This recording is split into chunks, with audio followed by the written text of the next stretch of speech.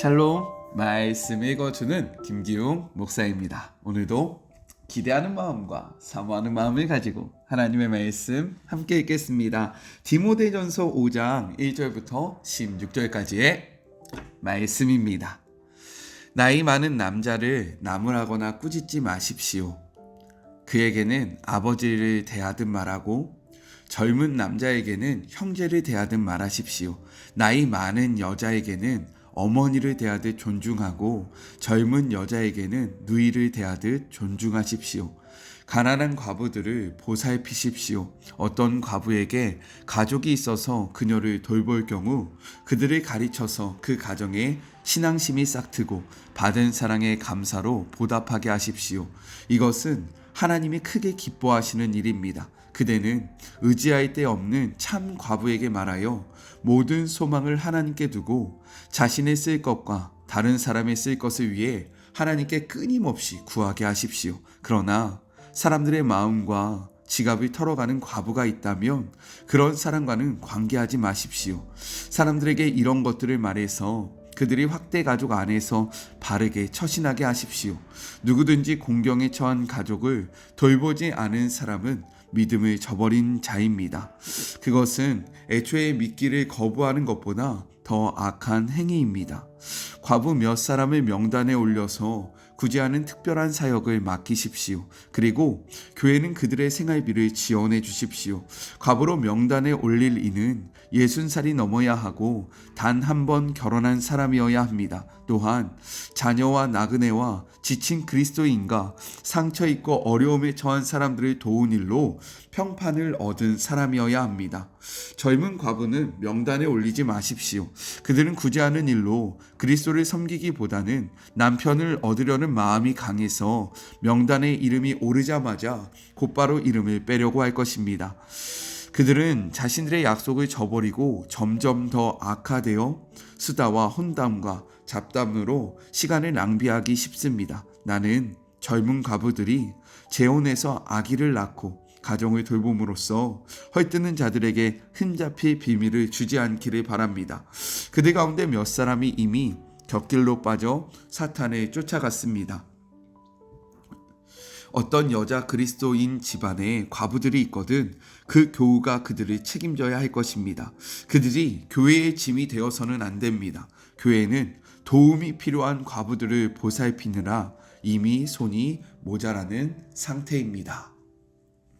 이것은 하나님의 말씀입니다. 오늘 말씀은 내용상 두 부분으로 나눠서 생각해 볼 수 있습니다. 먼저 첫 번째 1절부터 2절 성도들에게 알맞게 사역하라 라고 이야기하고 있어요. 성도들은 각 나이와 성별에 따라 경건한 삶, 복음에 합당한 삶의 모습들이 다양합니다. 그 나이와 성에 따라서 받는 유혹이 다르고요. 그리고 극복해야 할 어려움도 다르며 배려해야 할 상황도 다르기 때문인 거예요. 그것을 알고 적절하게 도움을 주어 대처하게 하고 권면하는 것이 지도자의 덕목이고 지혜다라고 이야기하고 있는 것입니다. 바울은 이렇게 이야기해요. 1절과 2절의 말씀입니다. 늙은 이를 꾸짖지 말고 권하되 아버지에게 하듯하며 젊은이에게는 형제들에게 하듯하고 늙은 여자에게는 어머니에게 하듯하며 젊은 여자에게는 온전히 깨끗함으로 자매에게 하듯하라 라고 이야기하고 있습니다. 나이 많은 이는 존경하는 태도와 애정을 갖고 온유하게 대하면서 젊은이들은 형제들처럼 대하되 이성 간의 자매를 대하듯 절제와 순결로 대해야 한다라고 이야기하고 있는 겁니다. 지도자에게 교회는요, 감독하고 양육해야 할 대상이기 합니다. 하지만 동시에 한 가족임을 기억하며 권력보다는 권위로 다가가야 하고요. 그리고 사랑과 온유함으로 성도들을 대하라 라고 이야기하고 있는 겁니다. 이러한 권면 앞에서요, 먼저 저의 삶을 좀 돌아보게 되었습니다. 왜냐하면 제가 잘하지 못하는 부분들이 있더라고요.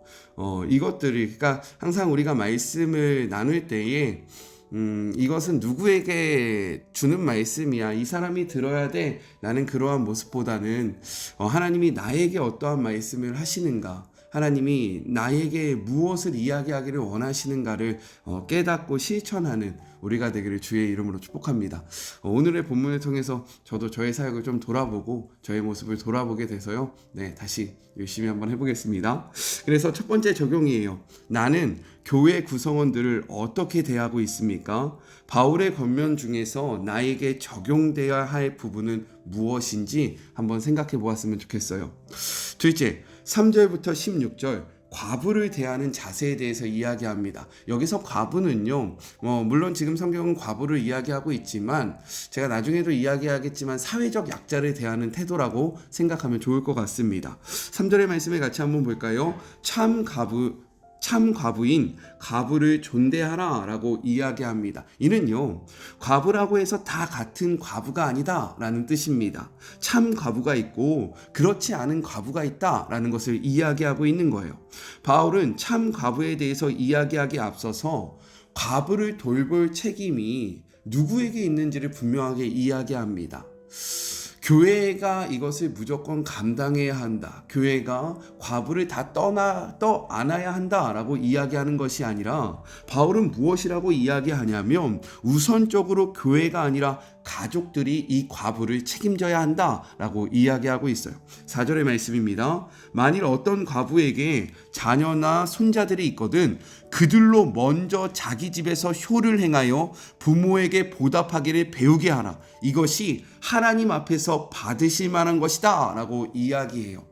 효를 행하게 하여서 배우게 하라 라는 이러한 표현은 무엇입니까? 마땅히 해야 할 일들이 있지만 그들이 하고 있지 않는 상황을 이야기하고 있는 거예요. 성경은요, 부모를 공경하라고 이야기합니다. 출애굽기 20장 12절의 말씀이에요. 내 부모를 공경하라. 그리하면 내 하나님 여호와가 내게 준 땅에서 내 생명이 길리라 라고 이야기하고 있습니다. 여기서 공경하다 라는 것의 원어를 보면요, 굉장히 특이한 것이 있습니다. 무엇이냐면 경제적인 책임을 지라 라는 의미가 담겨져 있다라는 거예요.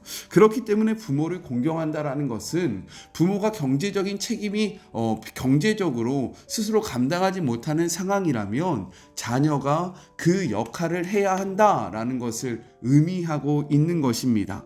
하지만 자녀로서 이것은 마땅한 행위였지만 그 당시 문화 속에서 이것들이 잘 지켜지지 않은 것으로 보입니다. 그래서 바울은 이야기하고 있는 거예요. 8절입니다. 누구든지 자기 친족, 특히 자기 가족을 돌보지 아니하면 믿음을 배반한 자요 불신자보다 더 악한 자다라고 이야기해요. 그리고 16절은 이렇게 이야기합니다. 만일 믿는 여자에게 과부 친척이 있거든 자기가 도와주고 교회가 짐을 지지 않게 하라. 이는 참 과부를 도와주게 하려 함이라 라고 이야기하고 있어요. 교회가 모든 것을 감당하는 것이 아니라 마땅히 해야 할 자들이 먼저 하게 하는 것이 하나님의 뜻이고, 교회는 마땅히 해야 할 자들이 없는 자들, 진정으로 도움이 필요한 자들을 돕는 것이 옳다라고 이야기하고 있다는 겁니다. 과부를 돌보는 책임에 대해서 이야기했던 바울은요, 이제 참 과부에 대해서 언급을 하고 있습니다. 5절의 말씀이에요. 참 과부로서 외로운 자는 하나님께 소망을 두어 항상 간구와 기도를 하거니와 라고 이야기하고 있어요. 당시의 사회적 경제적 주도권은요, 남자들에게 있었습니다. 그렇기 때문에 남편이 있는 자들은 남편을 바라보면서 그들에게서 소득을 얻으면서 생활을 하면서 살아갔다라는 거예요. 하지만 과부는 남편이 없지 않습니까? 그러니까 이들이 살아갈 수 있는 방법을 스스로 생각하기에는 다른 남자가 있어야 돼 라고 여겼다라는 겁니다. 그래서 이 남자 저 남자 기웃거리면서 자신의 생계를 유지하려고 했다라는 거죠. 하지만 참 과부는 어떠한 사람이냐? 자신의 소망을 하나님께 뒀다라는 거예요. 나의 삶은 남자들에게 있는 것이 아니라 하나님께 있다라는 것을 인정하면서, 하나님께 있으니까 어떻게 해야 합니까? 주야로 밤낮 없이 하나님 앞에 소망을 두고 하나님을 바라보며 하나님 앞에 간구하고 하나님 앞에 기도하는 자가 참 과부다라고 이야기하고 있는 것입니다. 이어서요, 9절을 보면 60세 이상이 되어야 하고 한 남편의 아내였던 자, 즉 하나님의 질서에 순종해서요 가정에 충실해야 하는 자가 참 과부다라고 이야기합니다. 여기서 더 나아가서 그에게는 선한 행실이 있어야 한다라는 거예요. 10절의 말씀입니다. 선한 행실의 증거가 있어 혹은 자녀를 양육하며 혹은 나그네를 대접하며 혹은 성도의 발을 씻으며 혹은 환난 당하는 자들을 구제하며 혹은 모든 선한 일을 행한 자라야 할 것이다 라면서 참 과부의 조건에 대해서 이야기를 하고 있습니다. 즉 과부로서 존대받을 만한 삶의 모습이 필요하다라는 거예요. 이것은 어려운 것으로 생각되어질 수 있습니다. 하지만 하나님께 소망을 두고 주야로 하나님을 바라보면서 살아가는 자들, 즉 말씀을 소유한 자들은 이러한 말씀을, 이러한 삶을 자연스럽게 살아가기 때문에 그들에게는 이러한 말씀이 크게 어렵지 않다라는 거예요. 이렇게 참 과부는 아무나 되는 것이 아니었습니다. 60세가 넘어야 하고 한 가정에 충실해야 하며 하나님께 소망을 두고 살아가면서 선한 행실의 증거가 필요했다라는 거예요. 이를 통해서 바울은요 교회에서 참 과부를 존대해야 될 이유를 분명하게 제시하는 거예요. 이러한 삶을 살아가는 자가 어떻게 교회가 무시할 수 있느냐, 이들을 어떻게 돌아보지 않을 수 있느냐, 마땅히 이러한 자들은 교회가 돌봐야 한다 라면서 이야기하는 것이고요. 여기서 더 나아가서 과부가 된 자들에게 신앙 안에서 바른 삶의 모습이 무엇인지를 분명하게 알려주고 있다는 겁니다. 이어서 바울은요 교회가 참 과부의 명단에 올리지 말아야 할 자들에 대해서도 이야기를 합니다. 바로 젊은 과부들인데요 12절에 이렇게 이야기하고 있어요. 젊은 과부를 올리지 말지니 이는 정욕으로 그리스도를 배반할 때에 시집 가고자 함이니.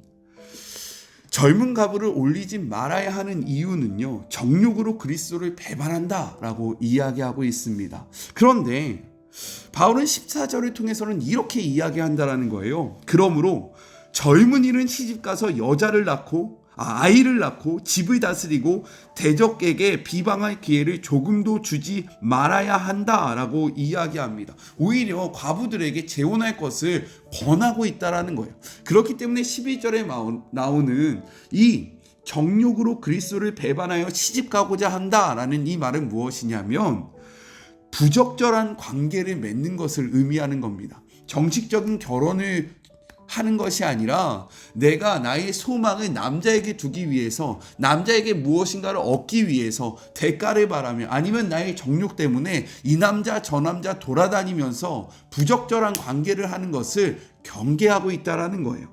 또한 무분별한 도움을 경계하고 있습니다. 13절의 말씀이에요. 또 그들은 게으름을 익혀 집집으로 돌아다니고 게으를 뿐 아니라 쓸데없는 말을 하며 일을 만들며 마땅히 아니할 말을 한다라고 이야기해요.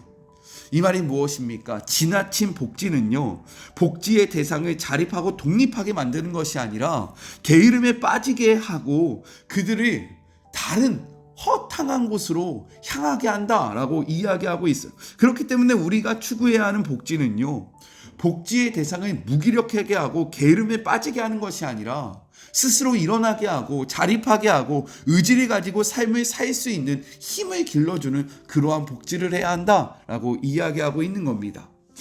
초반에도 이야기했듯이 과부는 사회적 약자를 의미하고 있는 거예요. 즉 교회가 돌봐야 할 사회적 약자에 대해서 오늘 본문은 말하고 있다라는 겁니다. 성경은요 사회적 약자를 돌볼 1차적인 책임은 교회에게 있는 것이 아니라 가정에게 있다, 가족에게 있다, 친척들에게 있다라고 이야기를 하고 있습니다. 또한 충분히 스스로 할 수 있는 자들이나 방탕한 삶을 살아가는 자들, 즉 무분별한 도움이 아니라 선한 행실, 즉 삶의 의욕과 노력이 있는 자들을 도와야 한다라고 이야기하고 있는 거예요.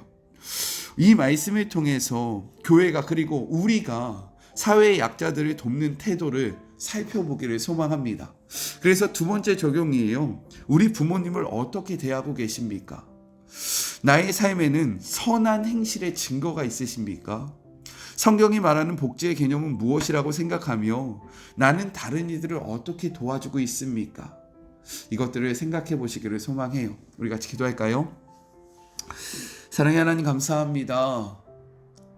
연령에 따라 다르게 사역해야 할 것을 바울은 이야기하고 있습니다. 왜냐하면 연령대의 고민이 다르고 모습이 다르고 그들의 믿음의 수준도 다르고 그들의 상황도 다르기 때문인 것입니다.